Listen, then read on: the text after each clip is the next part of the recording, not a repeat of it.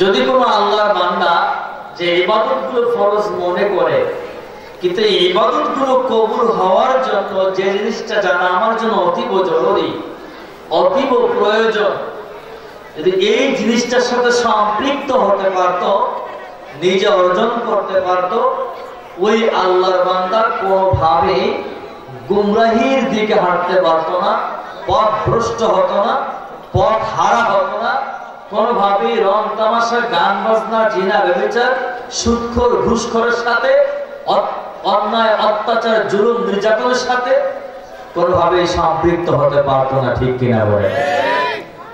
আর এই ভেতরে নাই কোরআন, খালি একটি খাঁচা পড়ে আছে, ময়লা পড়তে পড়তে জং লেগে গিয়েছে। অন্যায় কাজগুলোই ভালো লাগে, ভালো কাজগুলোই তার চোখে নেগেটিভ দেখে। ঠিক কিনা বলে? আল্লাহ চাহে তো আপনারা ভালো লাগতেছে, তবে সহি নিয়ত করে যদি এখানে বসতে পারেন, হয়তো বা হতে পারে আমিও কামিয়াব, আপনিও কামিয়াব। ঠিক কিনা বলেন? আর যদি মনে করেন যে শুধুমাত্র কেবলমাত্র কান সুখ করেই চলে যাবেন, আমার দিকে তাকায় লাভ নাই।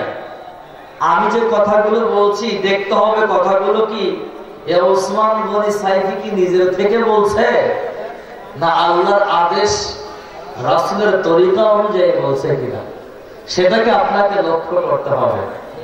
তাহলেই আপনার জন্য মানাটা অতীব জরুরি। এই কথাটা কেন বলছি আমি? এই কথাটা বলার উদ্দেশ্য এটাই, বাংলার মুসলমান আজ বিদেশি হালুয়া খেয়েছে। যারা বেজাতীয়, যারা কুফরি মতবাদে বিশ্বাসী, নাস্তিক্য মতবাদে বিশ্বাসী, তাদের হালুয়া আমরা খেয়ে আজ মুসলমান বিভক্ত হয়েছি। ঠিক কিনা বলে?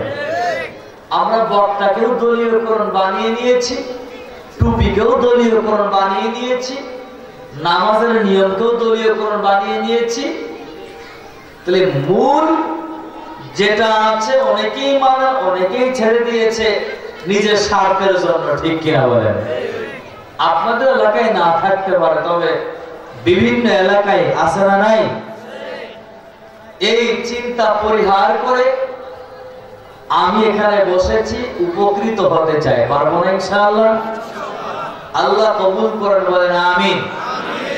এই মজলিসে বসছেন, এই যে আপনাদেরকে আমার আগের বক্তা উদ্বুদ্ধ করার জন্য, কথা বলানোর জন্য অনেক কৌশল অবলম্বন করেছেন, অনেক হিকমতের সাথে কৌশল অবলম্বন করেছেন, তারপর আওয়াজ কিন্তু বন্ধ। আর মুসলমানের আওয়াজ বন্ধ হলে দিন বিজয় হওয়া সম্ভব নয়। কারণ ইমানের ঘর থেকে বেঈমান বা ইমান চুরি করে নিয়ে যায় মুমিন যদি চুপ থাকে। ঠিক কিনা বলে? আর মুমিনের যদি আওয়াজ ঠিক থাকে, বেঈমানরা মুমিনের ঘর থেকে ইমান চুরি করতে পারে না, ওরা নিজেরাই পালিয়ে হারিয়ে যায়। কথা বোঝেন নাই?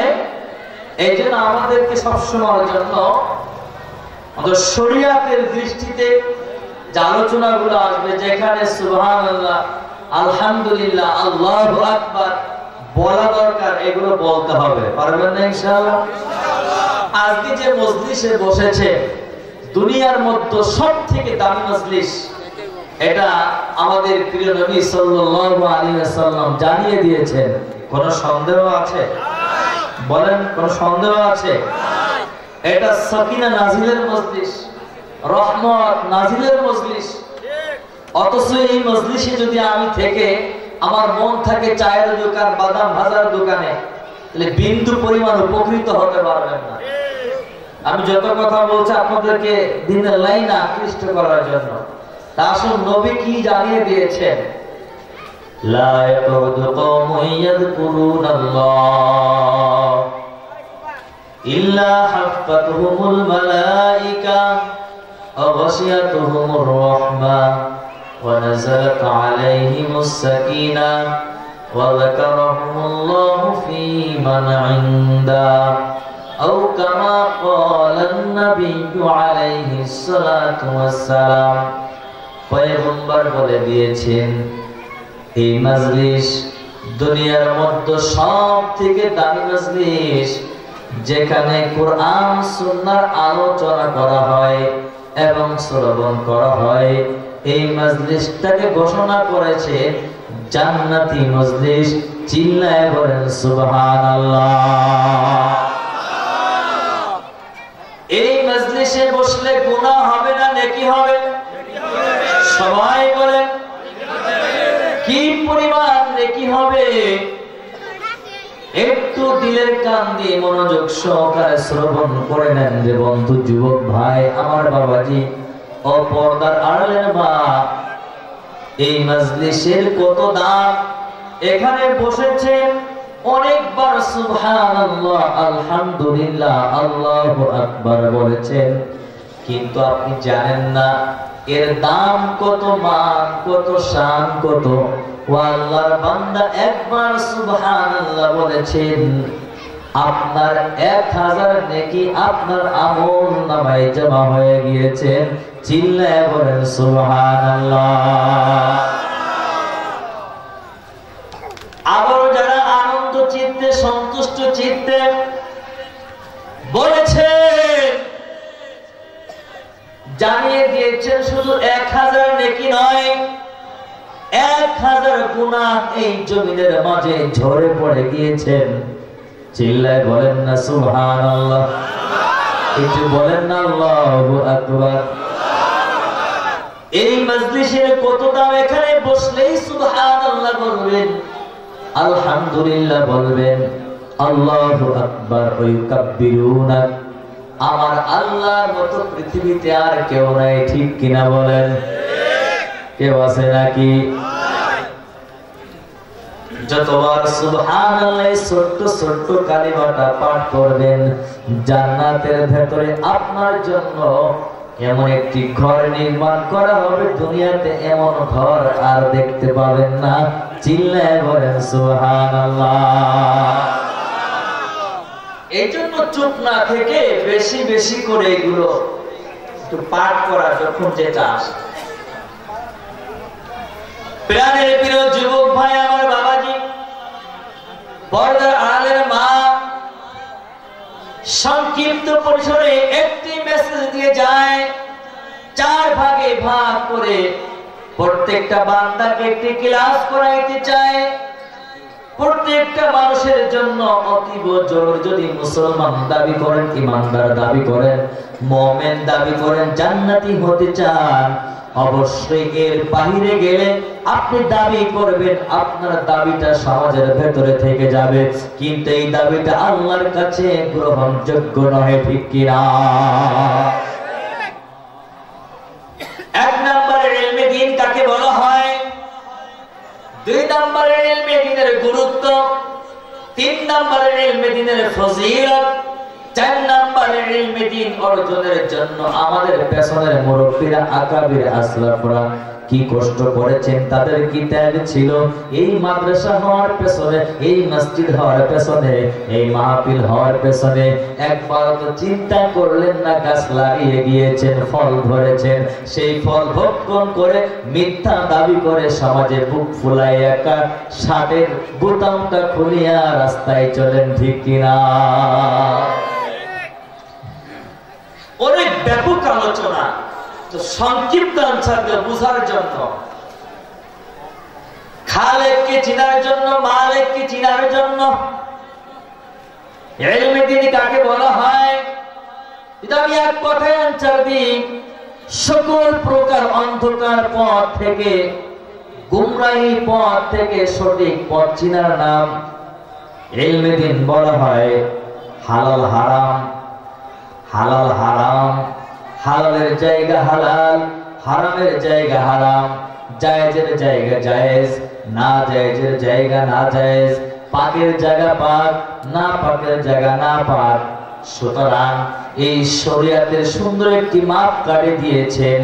এইগুলো সঠিক বুঝার নাম ইলমে দ্বীন বলা হয়। আর যে বুঝেন না তিনি ইলমে দ্বীন অর্জন করতে পারেন নাই, এই শিক্ষাটা অর্জন করতে পারেন নাই, ইলমে দ্বীন কাকে বলা হয় এটা অর্জন করতে পারেন নাই। এই জন্য আমি মুসলমান দাবি করি, কিন্তু পাক না পাক হালাল হারাম তমিজ করার ক্ষমতা মুসলমান পরিচয় দিলেও অর্জন করতে পারি নাই, ঠিক কিনা? কোন কথায় শিরিক হয় বান্দা এটা অর্জন করতে পারে নাই, কোন কথাটা বলা কুপুরি হয় এই শিক্ষাটা অর্জন করতে পারে নাই। দেন না বিপদ হইলে আল্লাহ কি শুধু আমাকেই দেখলো?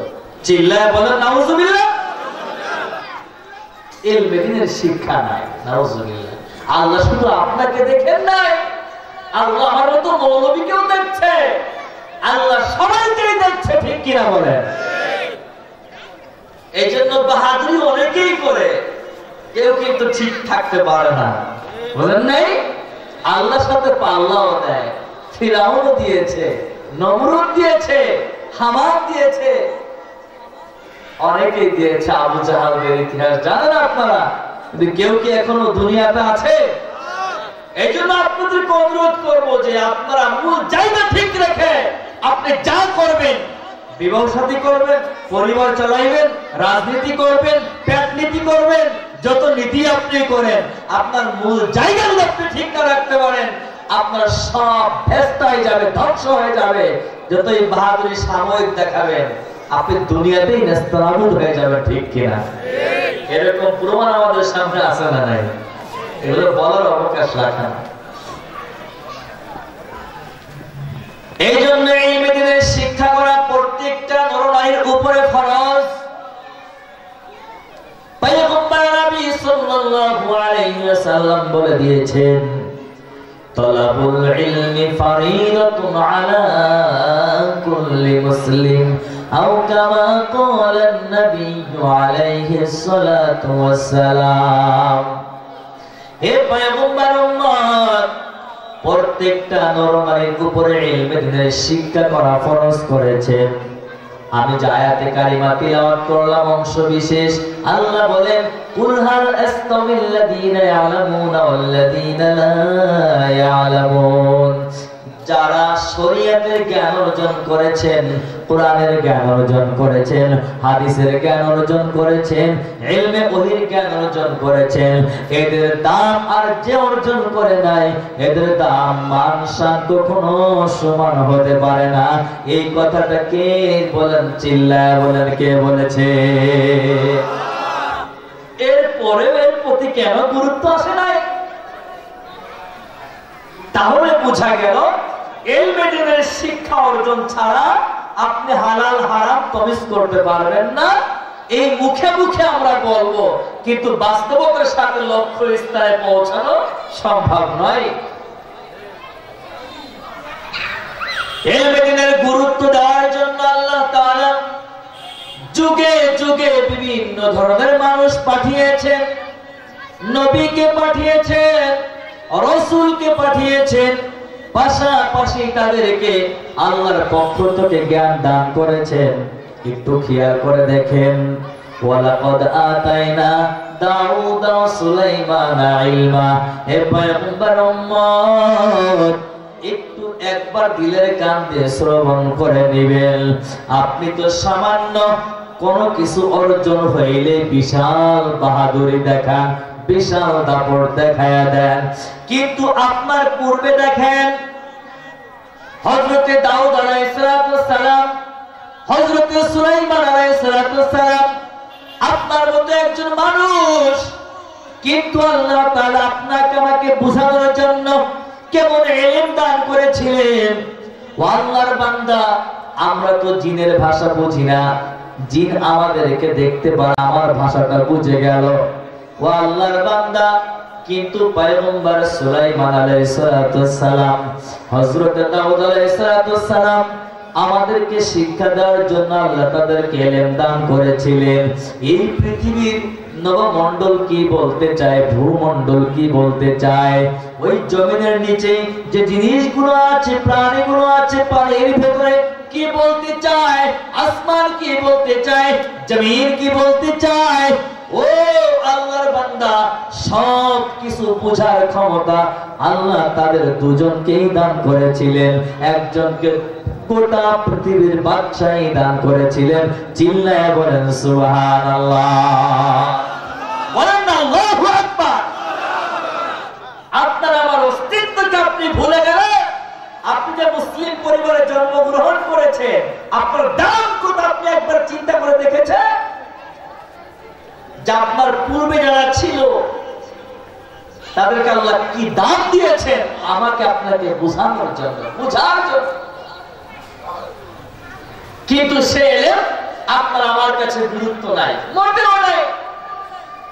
অনেকে আছে লেবাসে বসে। আমি করতে বড় মসজিদের খতিব, জুম্মা পড়ে, অনেক মুসল্লি হয়, সামনের কাতারে এসে বসে লেবাসের পোশাকে আমার মতো। তা আমরা বিভিন্ন সময় চেষ্টা করি যত ওলামায়ে কিরাম আলোচনা করুন, দেখবেন প্রত্যেকটা ওলামায়ে কিরামের একটা জায়গায় ইঙ্গিত থাকে। সে জায়গাটা কি?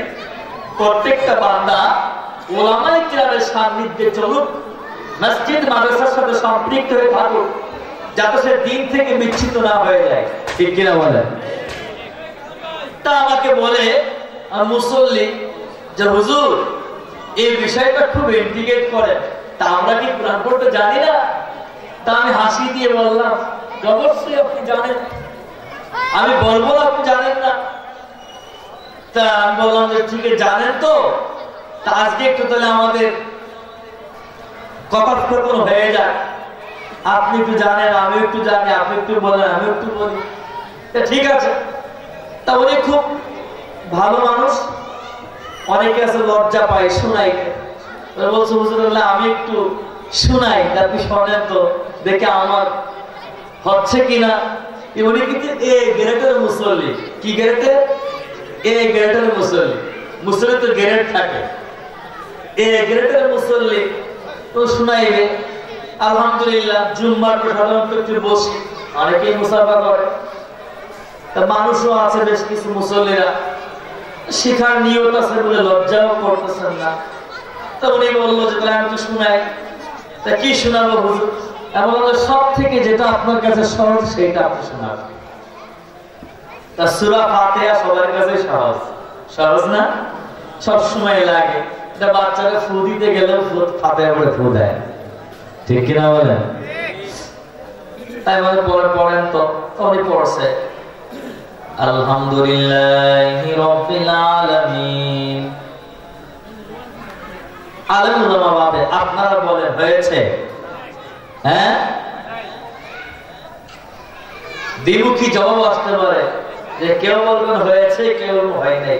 আমি তো বাঁকা তালা বলি না, আমি তো সোজা বলছি, তাই না? তাই বললাম যে আমি তাহলে একটু পড়ি। তা পড়েন হুজুর।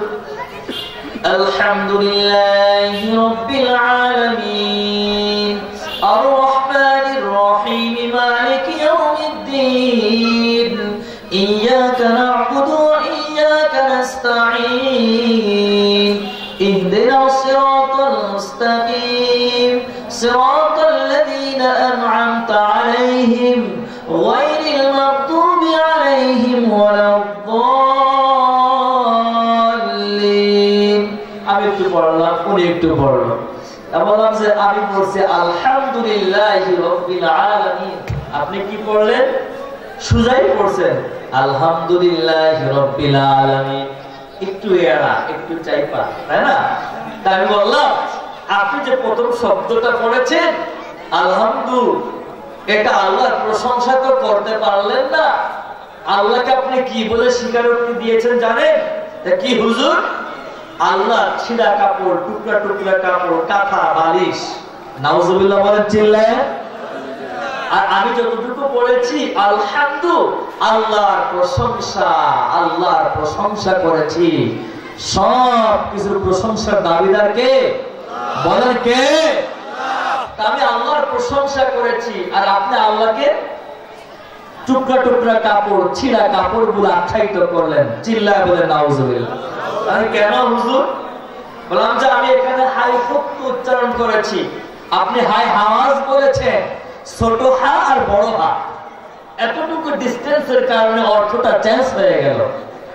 তো উনি আসলে ভালো মানুষ, উনার ভিতরে একটা কৌতূহল জাগলো, তাহলে তো আমরা এরকম ভুলের মাঝে আছি।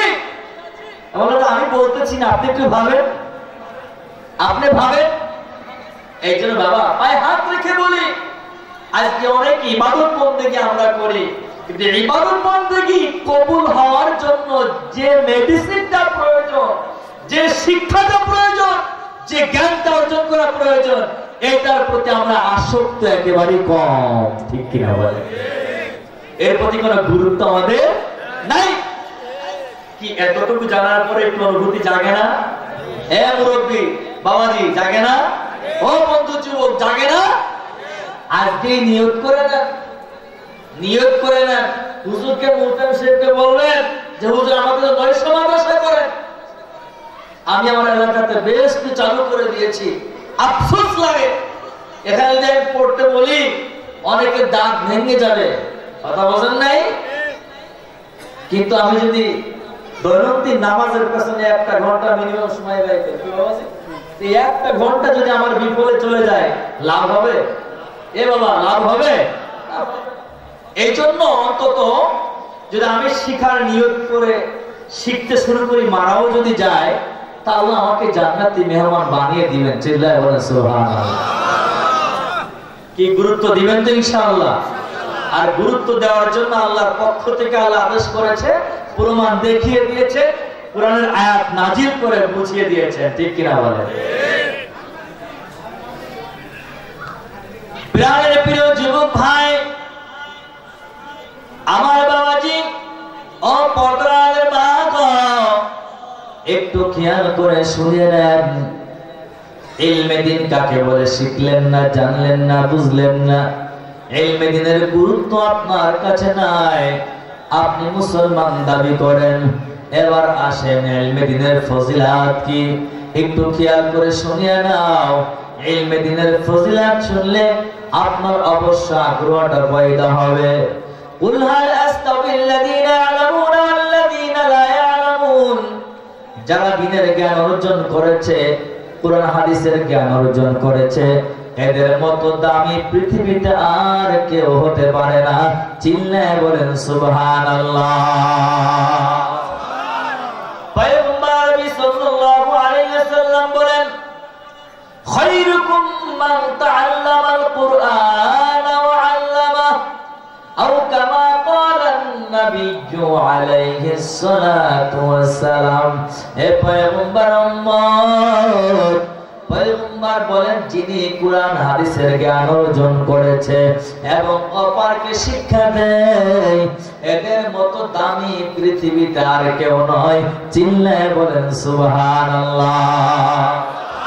অসংখ্য আয়াত, অসংখ্য হাদিস এরা পার দিতে পারবো। একজন আলেমের দাম কত জানো? একজন তলাবুল ইলমের দাম কত জানো? হে পয়গম্বর উম্মত, পয়গম্বর জানায় দেয়, ফাদলুল আলিমি আলাল আবিদ কাফাদলি আলা আদনাকুম, আও কামা ক্বালা নবিয়্যু আলাইহিস সালাতু ওয়াস সালাম। পয়গম্বর জানায় দেয়, হে উম্মত, যে জমানায় নবী ছিল এবং সাহাবায়ে কেরাম ছিল, এই সাহাবায়ে কেরামের মধ্য থেকে সব থেকে দামি ছিল কে? চিল্লায় বলেন, বলে আমার নবী। কে ছিলেন? আমার নবী। কি সাহাবায়ে কিরামের মধ্যে ওই তৎকালীন সময় যত মানুষ ছিল সব থেকে দামি হলেন আমার নবী, কোনো সন্দেহ আছে নাকি? আবার সাহাবায়ে কিরামের মধ্যে, উম্মতের মধ্যে আবু বকরের মতো দামি কেউ আছে নাকি? বলেন। ক্রমান্বয়ে তাবিঈন, তাবিঈন, আইম্মায়ে মুজতাহিদিন পর্যায়ক্রমে আস্তে আস্তে আস্তে আস্তে একজন আলেমের দাম কত জানেন? এই জগতে যত মানুষ আছে সকল মানুষের ভেতরে একজন আলেমের দাম সব থেকে বেশি। চিল্লায় বলেন সুবহানাল্লাহ। এই জন্য কি মর্তবা, রাত্রবেলা সারা রাত জাগ্রত হইয়া মসজিদে দাঁড়িয়ে দাঁড়িয়ে আবেদ আল্লাহর বান্দা ইবাদতে দাঁড়িয়ে যাবে, তাহাজ্জুদের মুসাল্লায় দাঁড়িয়ে যাবে, আপনাকে ডাকতে থাকবে, আরেকজন আলেম ওই মসজিদের কোনায় বসিয়া ঘুম পড়বে, ঘুমিয়ে থাকবে। ওই যে সুন্নাত তরিকায় সুন্দরভাবে ইস্তেনজা ওযু করিয়া ওই যে দোয়া পড়েছে আল্লাহুম্মা বিসমিকা আমুতু ওয়া আহইয়া, এই পড়িয়া ওই মাথা ডান দিক কাত হইয়া মাথার তলে এই ডান হাতটা লাগাইয়া দোয়া পড়িয়া কোরআন তিলাওয়াত করতে করতে ঘুমিয়ে গিয়েছে। ওই আলেম ঘুমিয়ে থাকবে আর আপনি দাঁড়াইয়া দাঁড়াইয়া নামাজ পড়বেন। আপনার নামাজের থেকে ওই আলেমের ঘুম আল্লাহর কাছে অধিক প্রিয়। চিল্লায় বলেন সুবহানাল্লাহ, বলেন আল্লাহু আকবার।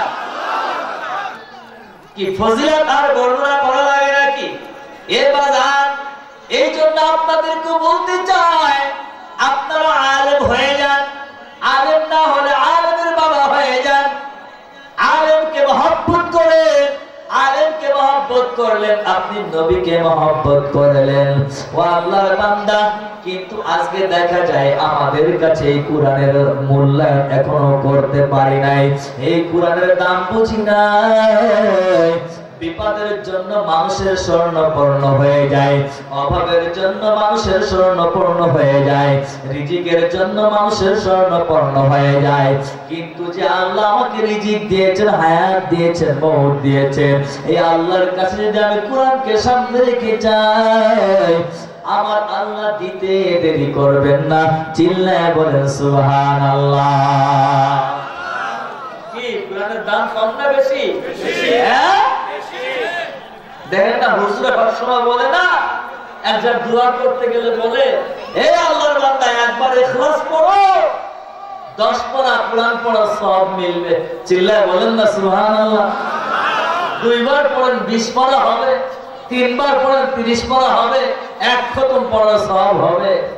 এটাকে আমরা নিজেদের থেকে বলছি, এর আগে পড়ে নাই। আবু যর গিফারি তার ইতিহাসটা পড়ে দেখেন, সব সময় পড়ে সুবহানাল্লাহ কোন? এটা ছন্দ করবো, ছন্দ করবো, বলবো ছন্দ। আমি গজল গাইতে পারি, সবাই শিখতেছি, কিন্তু মাঝে মাঝে গাই না, বাজার সাত নষ্ট বাজার নেই। 10, 11, 12, 13, 14, 15, 10, 11, 12, 13, 14, 15 সব ছাড়িয়া আল্লাহর কোরআন ধরো ভাই ধরো, সব ছাড়িয়া আল্লাহর কোরআন ধরো ভাই ধরো। ছোট্ট সূরা ইখলাস রে ভাই একবার পড়িলে 10 পারা কোরআন পড়িবার সওয়াব তো মিলে।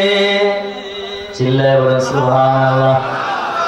ছোট্ট সূরা ইখলাস রে ভাই একবার পড়িলে 10 পারা কোরআন পড়িবার সওয়াব তো মিলে। আবু যর গিফারির মতো পড়ো ভাই পড়ো, আবু যর গিফারির মতো পড়ো ভাই পড়ো, সব ছাড়িয়া আল্লাহর কোরআন ধরো ভাই ধরো, সব ছাড়িয়া আল্লাহর কোরআন ধরো ভাই ধরো।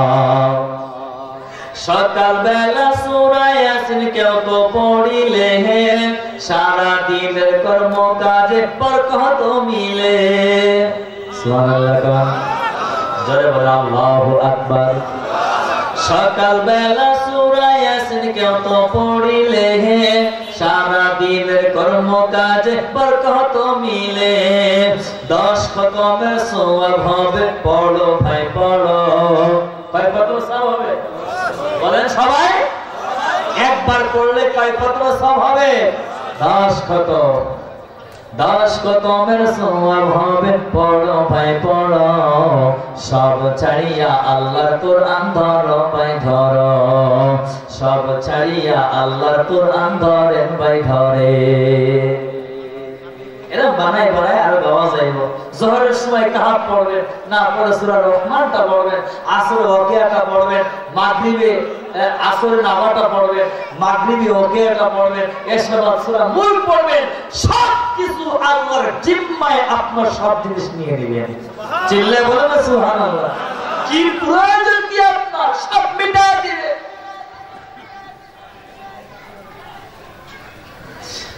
প্রিয় যুবক ভাই, বাবা মাঝি পর্দার মা, এই জন্য আপনাদেরকে বলে যায় আলেম হয়ে যান, তলবুল ইলম হয়ে যান, আলেমকে মহব্বত করেন, ভালোবাসেন, আলেমের কথা মতো জীবনকে পরিচালনা করেন, আপনার জীবনটা ধন্য হয়ে যাবে। পয়গম্বর বলেন কুন আলিমান আও মুতাআল্লিমান আও মুস্তামিআন আও মুহিব্বান। আপনি 5 নম্বর কাতারে যাইয়েন না, আপনি কি হয়ে যান? আপনি যদি পারেন তো আলেম হয়ে যান, তলবুল ইলম হয়ে যান। ও পয়গম্বরের উম্মত, আলেমের কথা মতো জীবনকে পরিচালনা করেন। ও আল্লাহর বান্দা, আপনি না হলে আলেমকে মুহিব্বান মহব্বত করেন, ভালোবাসেন, আপনার জীবনটা ধন্য হয়ে যাবে। যে ব্যক্তি আলেমকে মহব্বত করলো, ভালোবাসলো, মাদ্রাসাকে মহব্বত করলো, ভালোবাসলো, মসজিদকে মহব্বত করলো, ভালোবাসলো, একজন আল্লাহর বান্দা বেঈমান হয়ে কবরে যায় নাই, এমন প্রমাণ কেউ দেখাইতে পারবেন না, ঠিক কিনা? কিন্তু আলেমের সঙ্গে বেয়াদবি করেছে, মসজিদ মাদ্রাসার সঙ্গে বেয়াদবি করেছে, এরকম অসংখ্য প্রমাণ আছে। এই সমাজে মৃত্যুর সময় কালেমা নসিব হয় নাই, বেঈমান হয়ে দুনিয়ার থেকে বিদায় হয়েছে, এমন প্রমাণ আছে না নাই? আমি নগদ না, ওই ইতিহাস সাক্ষ্য দেয়। একটু খেয়াল করে আমার কথাগুলো শ্রবণ করবেন। ও আল্লাহর বান্দা, ওই জালালি মেজাজের মুসা কালিমুল্লাহ ছোট্ট সময় হেঁটে যায়। মিশরের সম্রাট ওই ফিরাউন বেঈমানের বাচ্চা বেঈমান, আর তার বিবি আল্লাহর প্রিয় বান্দী আসিয়া, ওই মুসা কালিমুল্লাহ হেঁটে যায়, আর ছোট্ট মানুষ দেখা যায় কত সুন্দর লেবাস সুরাতে সিরাতে। ওই মুসা কালিমুল্লাহ যাওয়ার সময় আসিয়া ডাক দিয়া বলে তার স্বামীকে, দেখো না ওই মাসুম বাচ্চাটা যায়, কত সুন্দর দেখা যায়, আমার মহব্বত লাগতেছে। চিল্লায় বলেন সুবহানাল্লাহ। আসিয়া যখন এই কথাটা বলেছে, বলার সঙ্গে সঙ্গে ওই বেঈমান মিশরের সম্রাট ফিরাউন বলে, আমার ভালো লাগলো না। চিল্লায় বলেন নাউজুবিল্লাহ।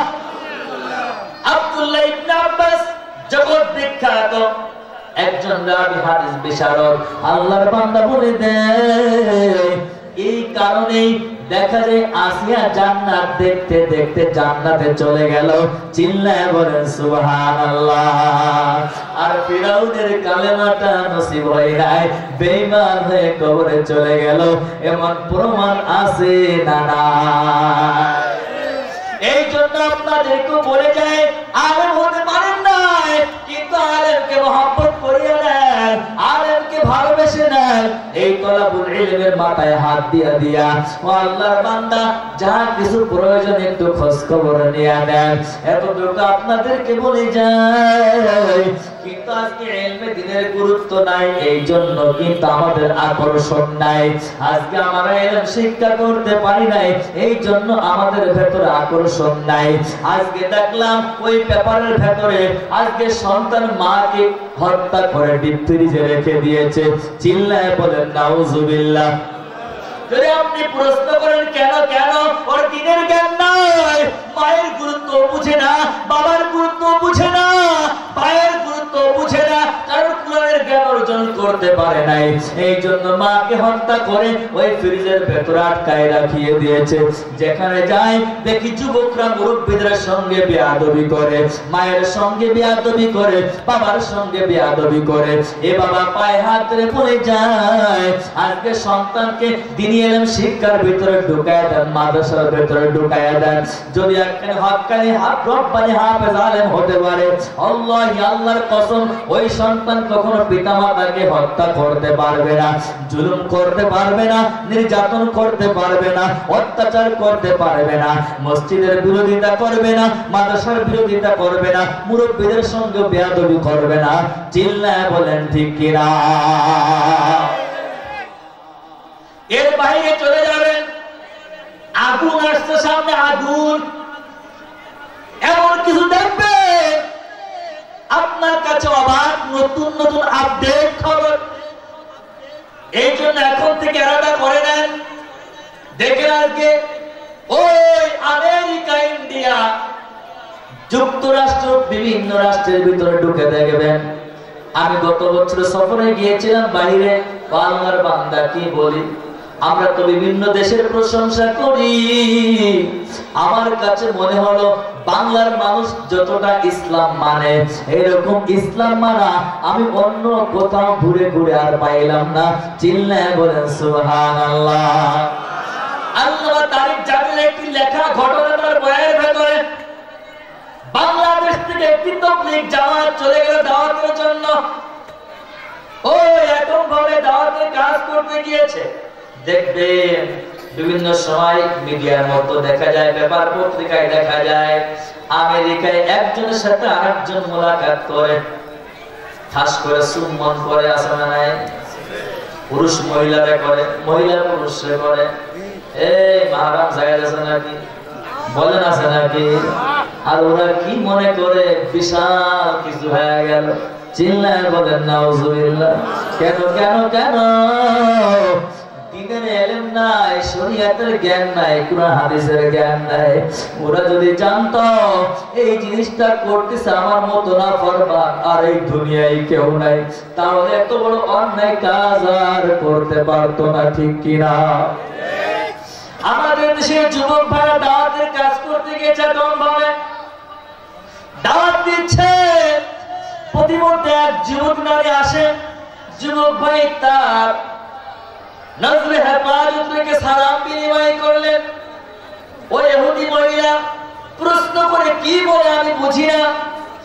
দেখেন আমাদের দেশে অন্য দেশ থেকে জামাত আসলে বাংলাদেশের উল্লেখযোগ্য ওলামায়ে কেরাম, তার মধ্যে আপনাদের আজকে যিনি প্রধান মেহমান ইনিও কিন্তু একজন।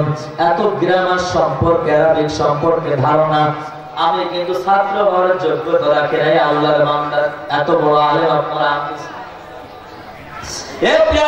বন্ধু যখন ওই বোনকে সালাম দিয়েছে, এই বোন বুঝে নাই, কারণ ওরা ইংরেজি বোঝে, ইংলিশ বোঝে, ওরা এই আরবিও বোঝে না, বাংলাও বোঝে না। কিন্তু ওই দেশে যে আসে সে বুঝায় দেয়, ও বোন তোমার উপরে রহমত বর্ষিত হোক, শান্তি বর্ষিত হোক, এমন একটি বার্তা এই যুবক তোমাকে প্রেরণ করেছে। ওই মহিলাটা জানার পর অত্যন্ত খুশি হয়ে গেলেন, আনন্দ চিত্তে একটি হাসিও দিলেন, আলহামদুলিল্লাহ বলেন।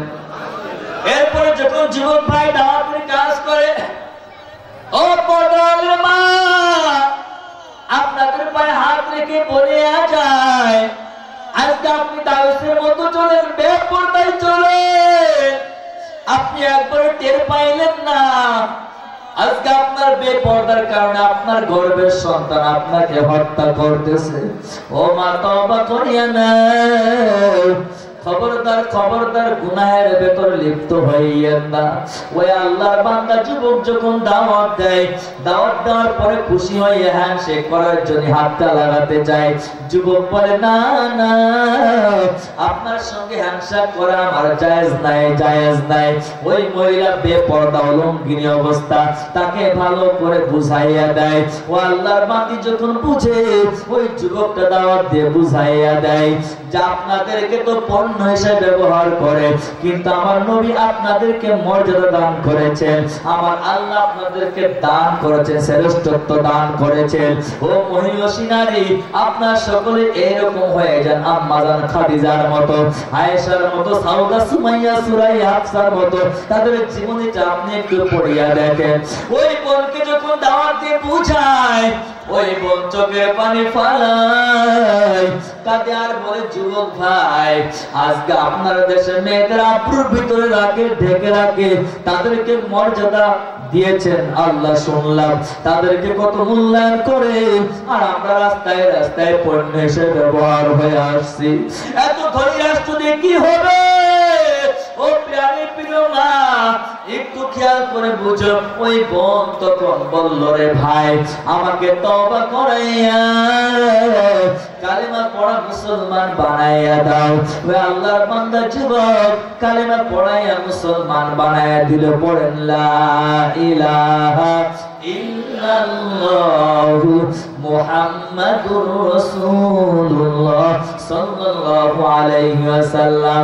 এই জন্য পায়ে হাত রেখে বলিয়া যায়, ও মা আপনিও দ্বীনি ইলমের জ্ঞান অর্জন করেন।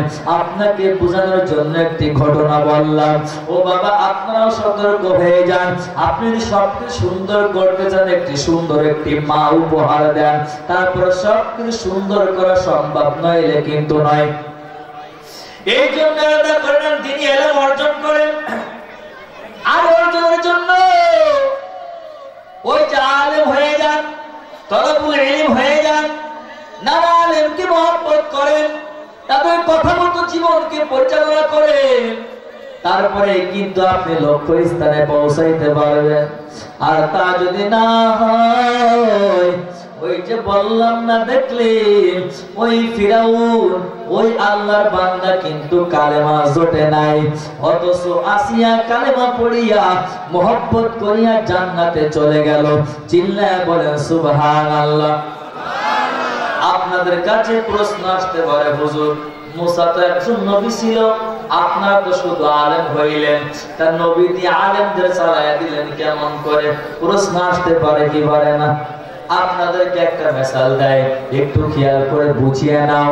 ও আল্লাহর বান্দা, নবী চলে গেছে, নবী আর আসবে না। ও কিন্তু নবী আমার বলে গিয়েছেন, ইন্নাল উলামা ওয়ারাসাতুল আম্বিয়া। আম্বিয়া কেরাম নবী বলেন, হ্যাঁ উলামা ইকরামের ভেতরে নাই ইন্নাল উলামা? উলামা আছে না নাই? বলেন আছে না নাই? অন্য হাদিসে বললেন আন্নাল উলামা ওয়ারাসাতুল আম্বিয়া, নবীর উত্তরাধিকার একমাত্র উলামায়ে কেরাম। চিল্লায় বলেন সুবহানাল্লাহ। নবীর কথা বললাম, হয়তো আলেমদেরকে চালায় কেমনে দেন, বাংলা রেফারেন্স দিয়ে যায়, একটু বোঝে। একটা মাসুম বাচ্চাকে মায়ের গর্ভে রেখে বাবা মারা গেল, চাচা ওই বাচ্চা ভূমিষ্ঠ হওয়ার পরে মানুষ করলো। আপনার কাছে আমার প্রশ্ন, লেখাপড়া শিখিয়েছেন, উল্লেখযোগ্য আলেম হইল, মাস্টার ডিগ্রি অর্জন করলো, বড় বড় শিক্ষিত হইল, যদি ওই চাচাকে সম্মান না করে আপনি কি তাকে ভালো ছেলে বলবেন নাকি? বলেন বলবেন নাকি? তাহলে বাবা নাই, বাবার দায়িত্ব ওই চাচাকে পালন করতে হবে, ঠিক কিনা? ওই ভাতিজাকে চাচাকে বাবার মতো সম্মান করতে হবে, ঠিক কিনা? নবী আমার নাই, নবীর ওয়ারিস উলামায়ে কেরাম, তাদেরকেও আপনি যদি মানতে পারেন, আমার নবীকেও মানার ফজিলত পেয়ে যাবেন। চিল্লায় বলেন সুবহানাল্লাহ। শেষ নম্বর কথা আমি বলে আলোচনা শেষ করব। এক প্রাণের প্রিয় যুবক আমার বাবাজি, পর্দার মা, একটু খেয়াল করে শুনিয়ে নেন, আলেমকে মহব্বত করলে কি লাভ, আর মহব্বত না করলে কি ক্ষতি হয়ে যাবে? নবী বলেন 5 নম্বরের কাতারে যাইয়েন না। আপনি 4টার ভেতরে সীমাবদ্ধ হয়ে থাকেন। 4 নম্বর, আলেমকে মহব্বত করেন, আলেমকে মহব্বত করে চলেন। এবার আসুন, জগৎ বিখ্যাত হাদিস জানলেওয়ালা ও আল্লাহর বান্দা আল্লামা ফখরুদ্দিন রাজি রাহিমাহুল্লাহ তাআলা সুন্দর একটি কিতাব লিখেছেন, তাফসিরে কবির।